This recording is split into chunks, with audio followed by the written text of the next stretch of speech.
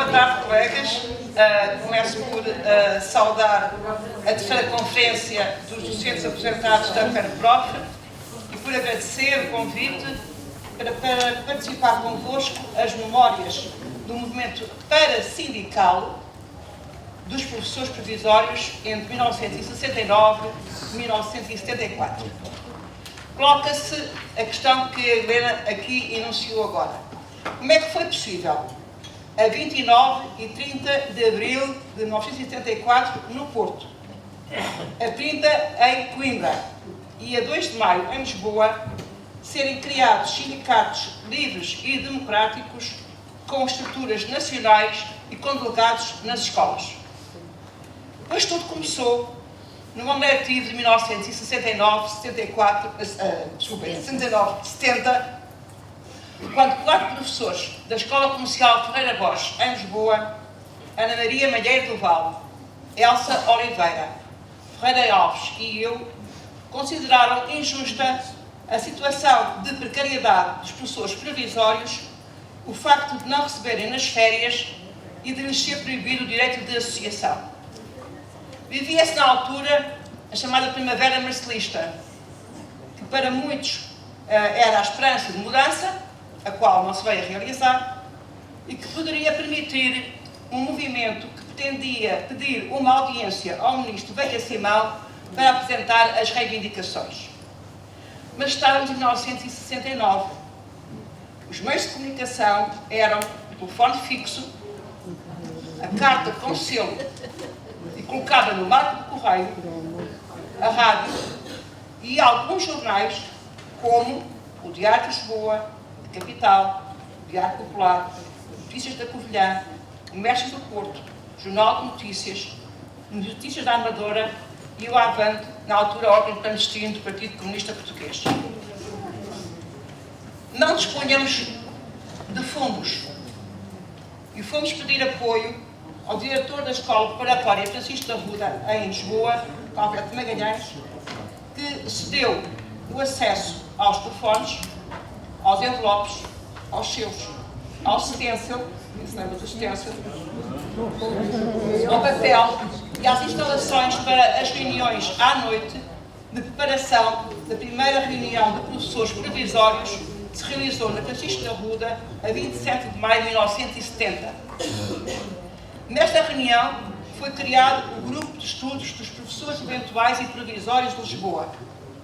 Aí mesmo foi criada uma comissão executiva, tinha como missão entregar um abaixo-assinado ao Ministro e foi feito um apelo para a constituição de delegados nas escolas.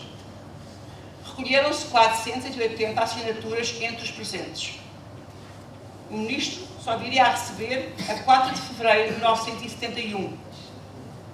A 5 de fevereiro, decide-se alargar o movimento dos grupos de estudo a nível nacional e criam-se os grupos de estudo do Norte e do Centro. Estava então em curso o projeto de reforma do sistema educativo, o qual foi apresentado por Marcelo Caetano num discurso preferido na rádio em 17 de janeiro de 1970 e que tinha sido colocado em discussão pública. Na entrevista com o Ministro, este afirmou que os professores podem e devem, cito, discutir o projeto. Nessa mesma noite, a notícia foi de imediato divulgada em comunicado por todos os grupos de estudo e pelo país multiplicaram-se as reuniões.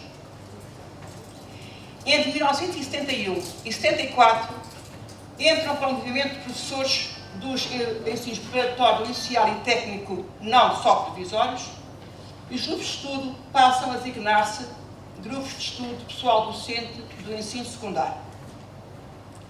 Reforçou-se a organização com a criação, a 2 de dezembro de 1973, em Ilhavo, da gênese que é hoje a FENPROF.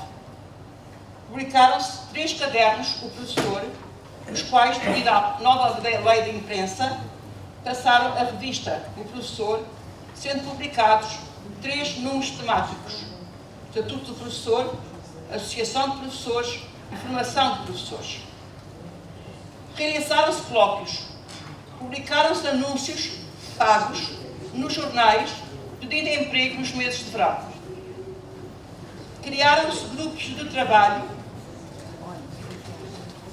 para a análise de questões como nomeações, reconduções, classificações, contratos de provimento, vencimentos, carreira docente, estágios, participação na vida escolar, assistência e direito de associação. Publicaram-se livros: A Política de Mão de Obra Barata do Ministério da Educação, de Agostinho Lopes, os livros escolares de António Costa Carvalho, a História do Movimento Associativo dos Professores do Ensino Secundário 1991-1932, de Gomes Bento, e Professores de Vencimentos, de António Teodoro.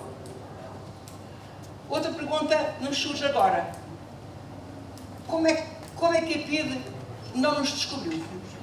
Onde é que estava a PIDE? Bem, ela estava lá.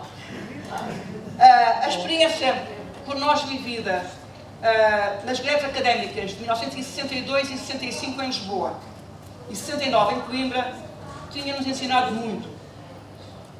Entre 1970 e 73, as reuniões eram à noite na Francisco da Ruda, ou em cafés, sempre diferentes e em cidades diferentes. Os comunicados eram assinados por colegas desconhecidos. As cartas eram colocadas em pequeno número, em diferentes marcos de correio, em diferentes cidades. Os telefonemas eram sempre feitos da escola. E as reuniões plenárias eram sempre precedidas de uma conferência de temática pedagógica. Mas, em 1971, começámos a perceber que nem tudo estava a correr bem. Algumas reuniões nas escolas começaram a ser proibidas pelos diretores que pediam autorização à Direção-Geral. Quem pedia autorização era negado. Quem não pedia, a reunião fazia-se. Os entraves à legalização da revista O Professor foram enormes. Até que, em fevereiro de 1974, o despacho número 9 coloca em risco todo o trabalho dos grupos de estudo, por serem um movimento anticonstitucional e ilegal e equiparado à associação secreta.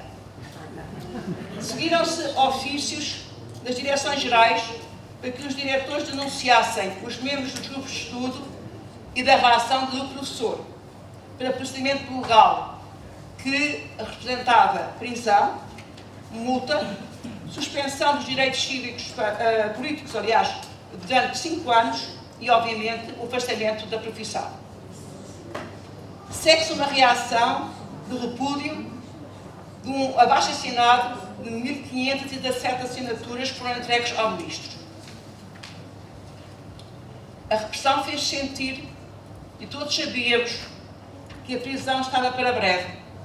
Não for ao 25 de Abril, ser a 25 de Abril.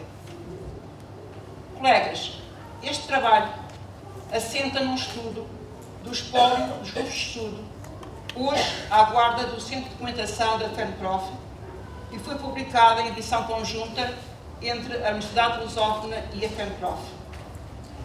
Conquistámos muitas das nossas reivindicações com o 25 de Abril, mas a mais preciosa foi o direito de associação. Há que reforçar a luta sindical livre e democrática. Viva a FENPROF! Viva!